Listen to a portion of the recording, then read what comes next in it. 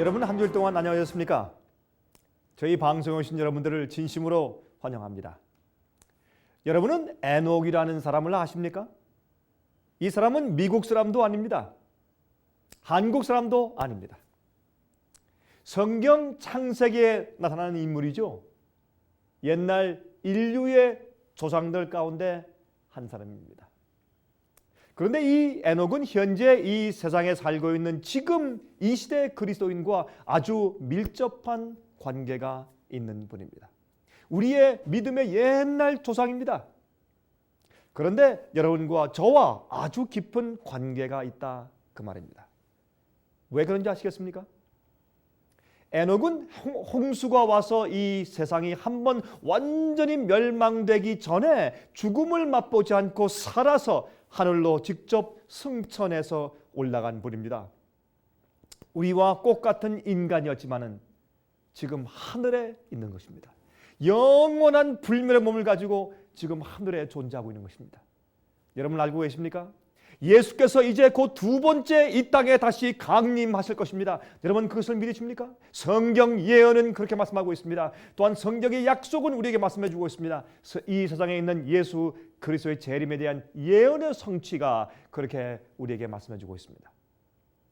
그런데 예수께서 이 땅에 재강림하실 때에 살아 있다가 죽음을 맛보지 않고 하늘에 직접 올라갈 그리스도인들은 에녹과 같은 경험을 하게 될 것입니다.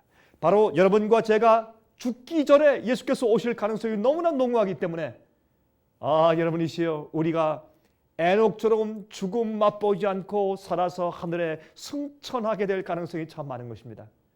오늘은 이 중요하고 또한 흥미있는 에녹에 대해서 같이 연구해 보도록 하겠습니다. 아담이 에덴 동산을 쫓겨나왔을 때, 아담이 에덴 동산을 쫓겨서 나왔을 때 그때 메시아에 대한 약속을 받았습니다. 다시 그들이 회복되어서 돌아갈 것에 대한 약속을 받았다 그 말이죠. 여러분 창세기 3장 19절부터 21절까지 읽으면 다음과 같은 말씀이 기록되어 있는 것을 우리가 발견하게 됩니다. 창세기 3장 19절부터 21절까지입니다. 내가 얼굴에 땀을 흘려야 식물을 먹고 필경은 흙으로 돌아가리니 그 속에서 내가 취함을 입었음이라. 너는 흙이니 흙으로 돌아갈 것이니라 하시니라. 아담이 그 아내를 하와라 이름하였으니 그는 모든 산자의 어미가 됩니다. 여호와 하나님이 아담과 그 아내를 위하여 가죽옷을 지어 입히시니라 그랬습니다. 여러분이시여, 여러분 사형 선고 이후에 아담은 이제 곧 죽게 되었는데 사형 선고 이후에 이제 옆으로 돌아서서 자기 아내를 보면서 여보 이제부터 당신의 이름은 해와라 할 것이요 라고 말을 했다는 것입니다. 다시 말해서 범죄한 이전의 이름을 해와라고 지은 것이 아니라 범죄한 이후에 그의 아내의 이름을 해와라고 지었는데 그 아내의 이름 해와의 뜻은 산자의 어미라 그런 뜻입니다. 이제 죽게 되었지만 우리를 살리신 참된 산자 예수 그리스도 메시아의 어머니라 그 말입니다. 이제 죽게 되었지만 우리가 산단 말입니다. 살게 될 후손들의 어미라는 뜻이 되겠죠. 왜요? 예수님께서 하나님께서 그들에게 가죽옷을 입혔다고 했습니다. 그들이 에덴 동산에서 쫓겨나갈 때 이제 세상에 나가서 가죽옷을 이제 그에게 입혔습니다. 기후의 변화 때문에 혹시 가죽옷이 필요했겠죠? 이젠 빛의 갑옷, 빛의 옷을 입고 있던 그들이 이제 쫓겨나면서 이제 이 동물의 가죽옷을 입었어야 했습니다. 여러분 어떻게 가죽옷을 만듭니까? 동물이 죽어야 되겠죠? 그래서 양을 잡아서 희생 드리는 것을 하나님께서 아담과 해와에게 가르쳐 주신 것입니다. 이 어린 양처럼 예수께서 하나님께서 이 땅에 오셔서 십자가에 돌아가시고 인간의 죄를 대신 짊어지신 대속의 죽음 때문에 우리가 산자가 될 것에 대해서 가르쳐 주시기 위해서 성소 제도를 가르쳐 주시기 위해서 동물을 죽여서 양을 잡아서 그 가죽으로 옷을 입힌 것입니다. 여러분 이 시에 우리가 범죄한 죄인 되었을 때 예수 그리스도의 의의 옷을 입고 산자가 될 수 있는 것처럼 말입니다. 그래서 여러분, 죄사함과 성소 제도와 구속의 계획을 그들은 바로 쫓겨나면서 하나님께로부터 들었을 것입니다. 그래서 그들은 마음 가운데 소망이 있게 되었습니다. 여러분, 그래서 아담은 말이죠, 사형 선고를 받은 다음에 범죄한 이후에 선악과를 따먹은 다음에 아내의 이름을 하와라고 붙였습니다. 산자의 어머니란 그런 뜻의 이름을 지어준 것입니다.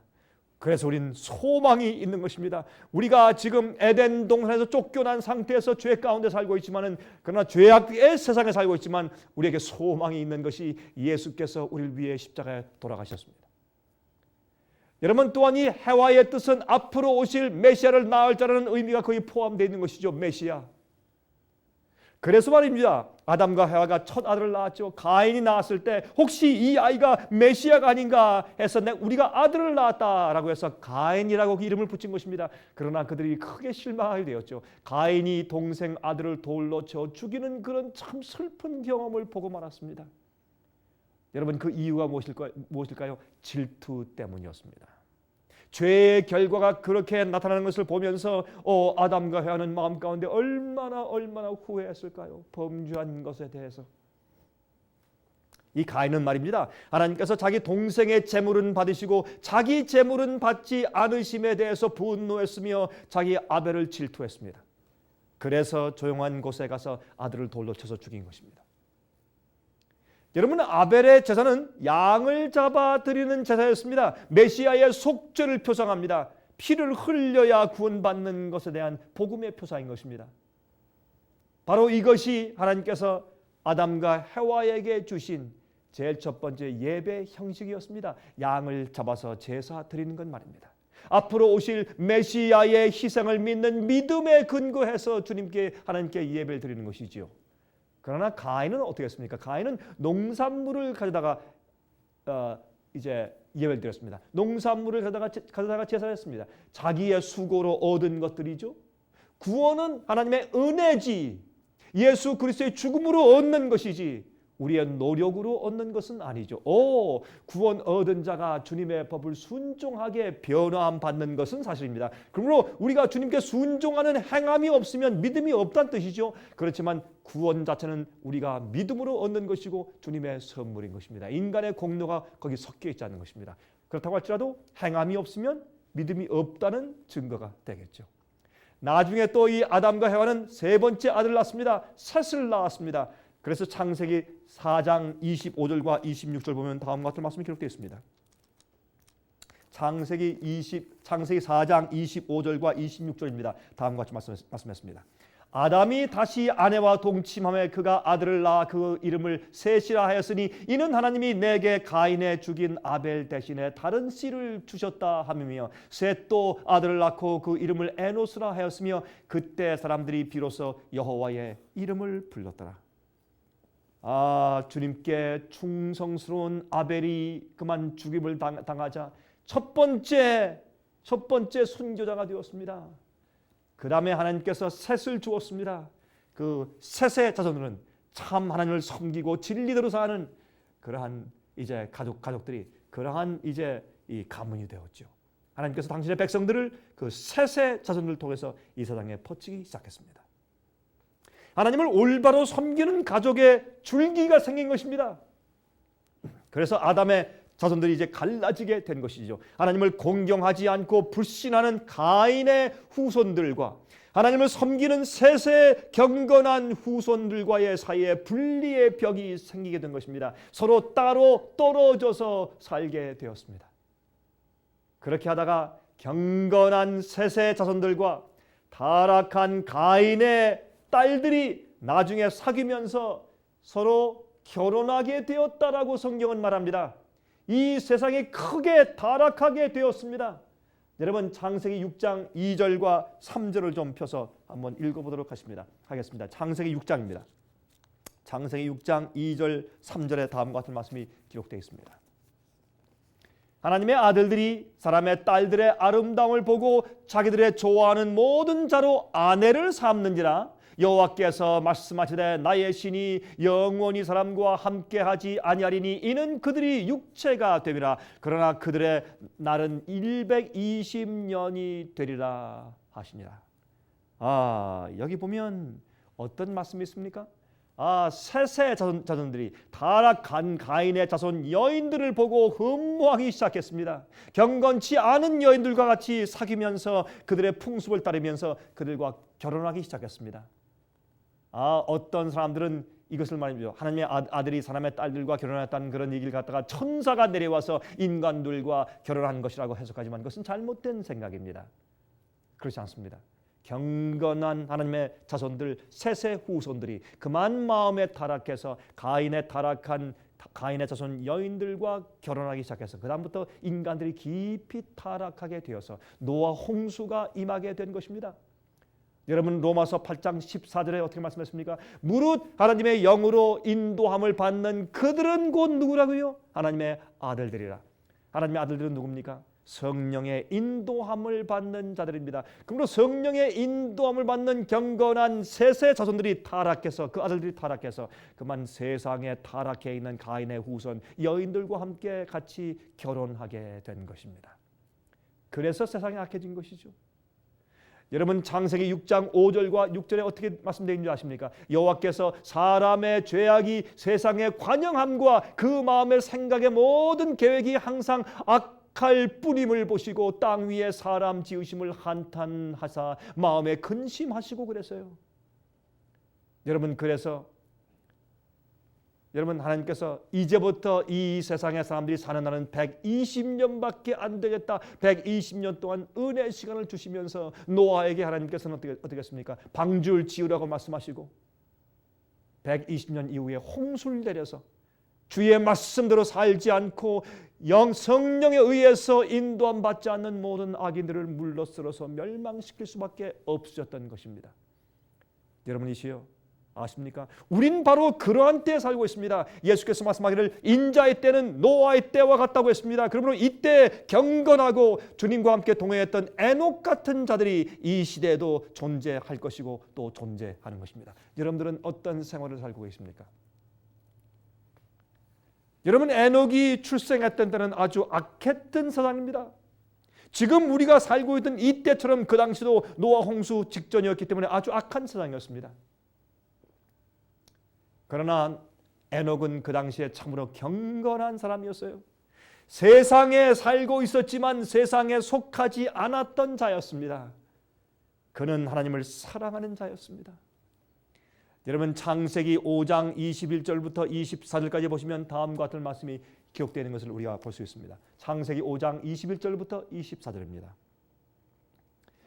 에녹은 65세에 무드셀라를 낳았고 무드셀라는 낳은 후 300년을 하나님과 동행하며 자녀를 낳았으며 그가 365세를 향수하였더라. 에녹이 하나님과 동행하더니 하나님이 그를 데려가심으로 세상에 있지 아니하였더라.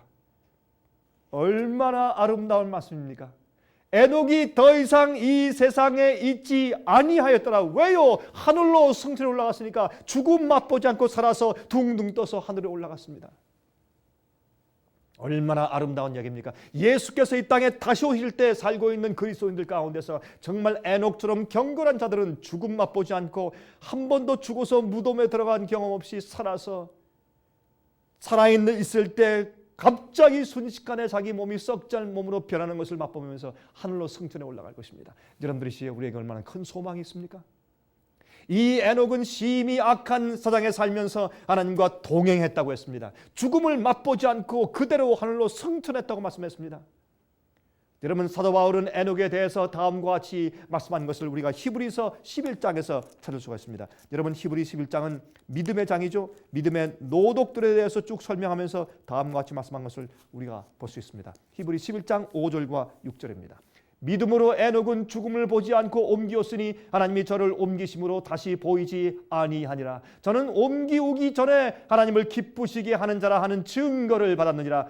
믿음이 없이는 기쁘시게 못하나니 하나님께 나아가는 자는 반드시 그가 계신 것과 또한 그가 자기를 찾는 자들에게 상 주시는 이심을 믿어야 할지니라.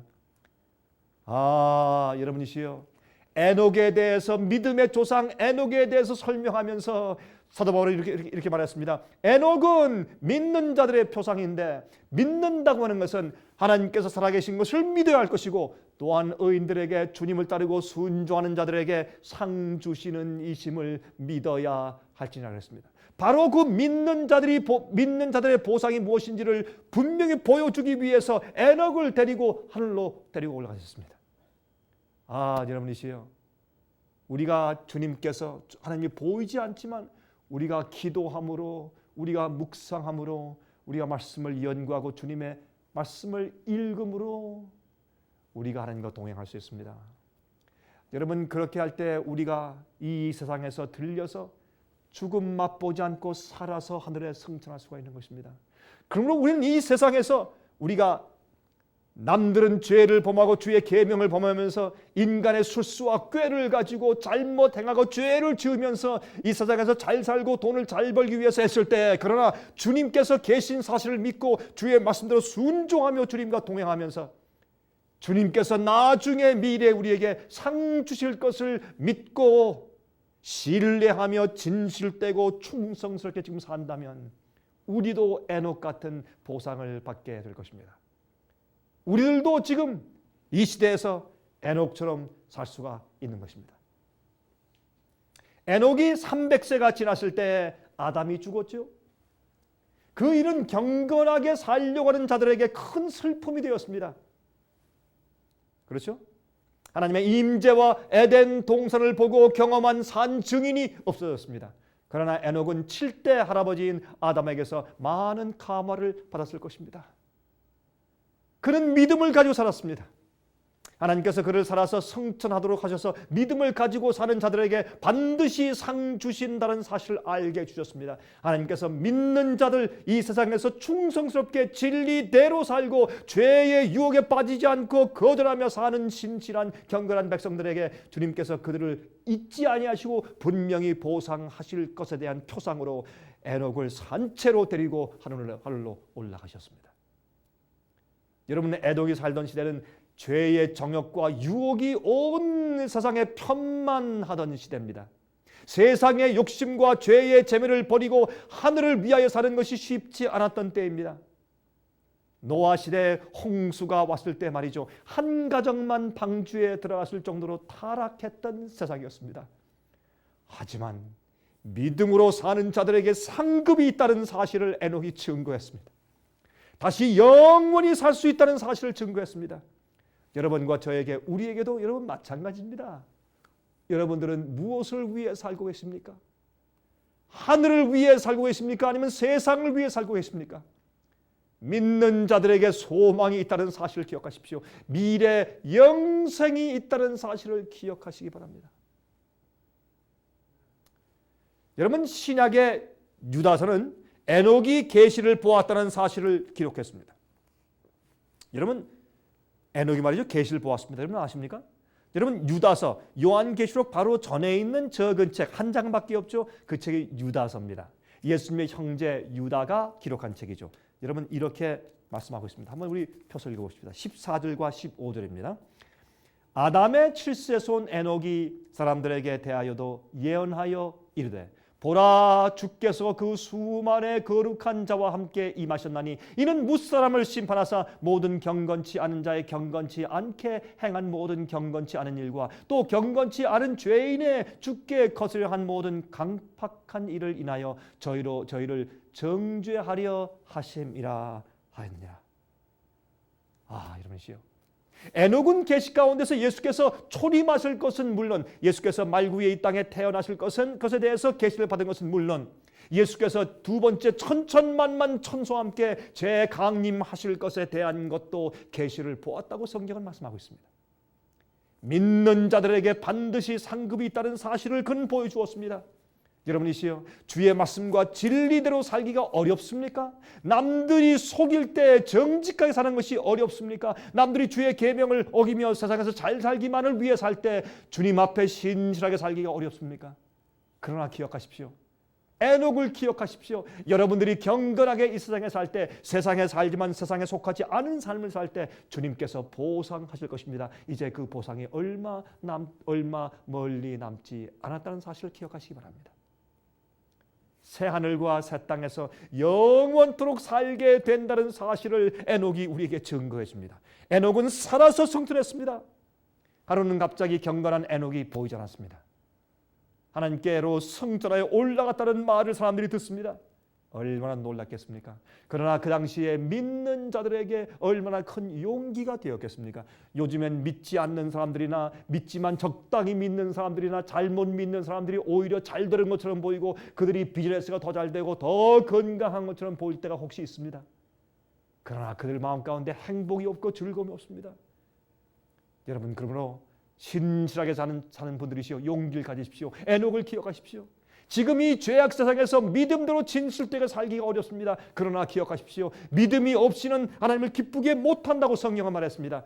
그가 살아계신 것과 그를 찾는 자들에게 상 주시는 이심을 믿어야 할 것이라고 성경을 말씀하고 있습니다. 여러분, 에녹은 악한 세상에 살고 있었으나 세상에 속한 자가 아니었습니다. 그는 하나님께 기쁘시게 하는 자였습니다.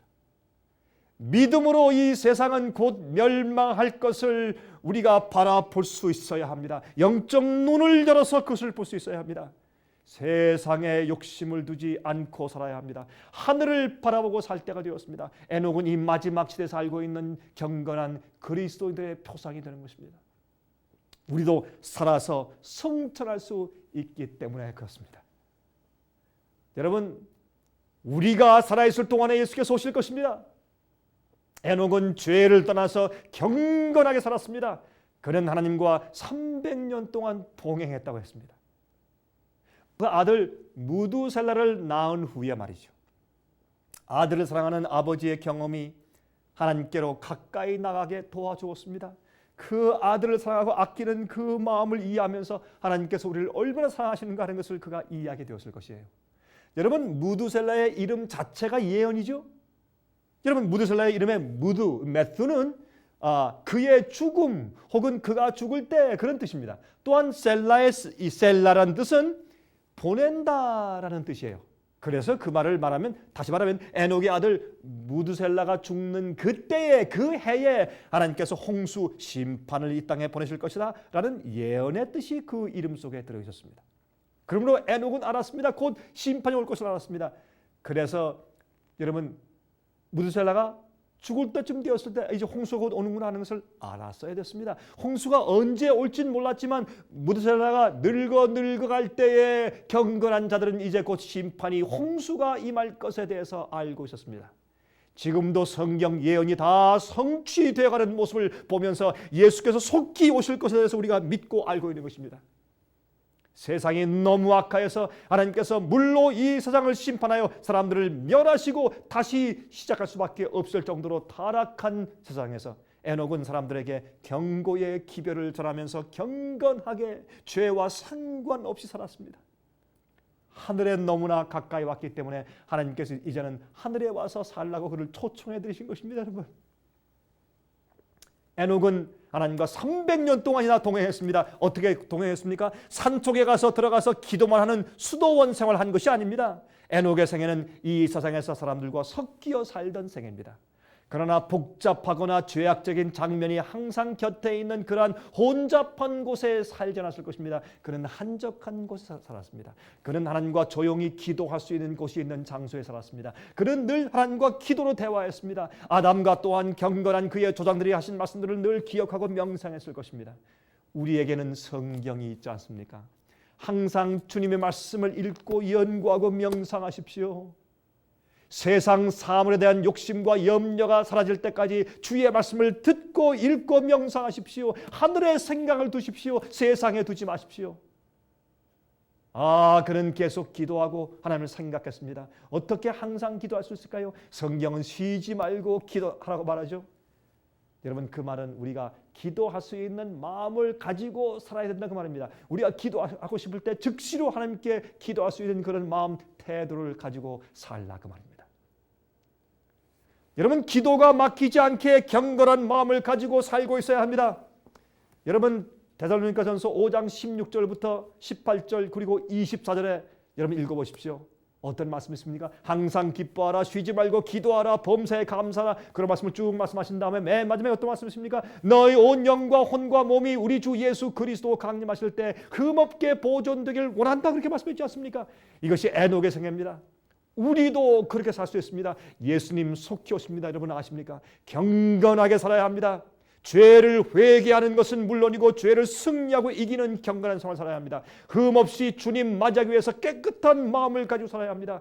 저희 사무실에 전화하십시오. 그리고 책들을 받아가시고 테이프들을 받아가십시오. DVD와 CD를 받아가십시오. 그리고 여러분 진리를 이해하고 말씀을 명상하며 깨끗한 경건한 생활을 사는 것을 배우십시오. 성화를 배우십시오. 거룩한 열매를 맺으십시오. 그 거룩한 열매를 맺은 다음에 그 마지막이 영생이라고 로마서 6장 끝에 성경 말씀을 말씀하고 있습니다.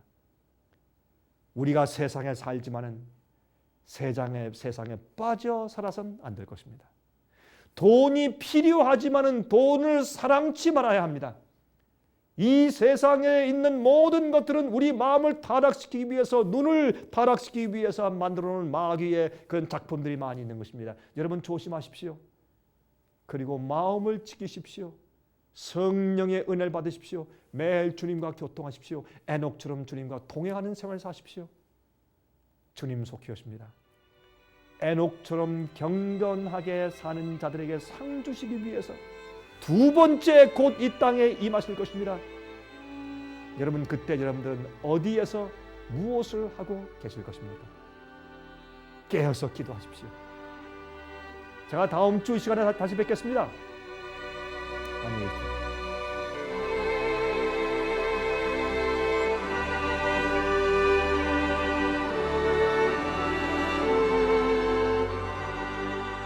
은혜스러운 시간 되셨습니까? 저희 생애의 빛 선교센터에서는 여러 가지 성경 연구 코스를 마련해 놓고 여러분들께 보급해드리고 있습니다. 먼저 성경 연구 단기 코스는 성경에서 꼭 이해해야 할 24가지의 중요한 주제들을 공부하도록 고안된 성경 연구 교재이며, 요한계시록을 통한 성경 교리 연구 코스는 요한계시록을 통하여 성경의 교리와 진리들을 연구하도록 만든 과정입니다. 또한 예언서인 다니엘서를 공부하시고 싶지만 혼자 공부하기가 어려운 분들을 위해서 마련된 다니엘 예언 연구 코스도 있습니다. 이 교재에는 다니엘서에 나오는 각종 어려운 상징들이 아주 쉽게 설명되어 있습니다. 생애의 빛에 마련된 모든 성경 연구 과목들은 통신으로 가정에서 그리고 본인의 편안한 시간에 혼자서 공부할 수 있도록 편집되어 있어서 아주 편리합니다. 또한 이 모든 과정들은 무료로 공부하실 수 있습니다. 신청하실 번호는 무료전화 877-704-1004번입니다. 877-704-1004번으로 전화해 주시기 바랍니다.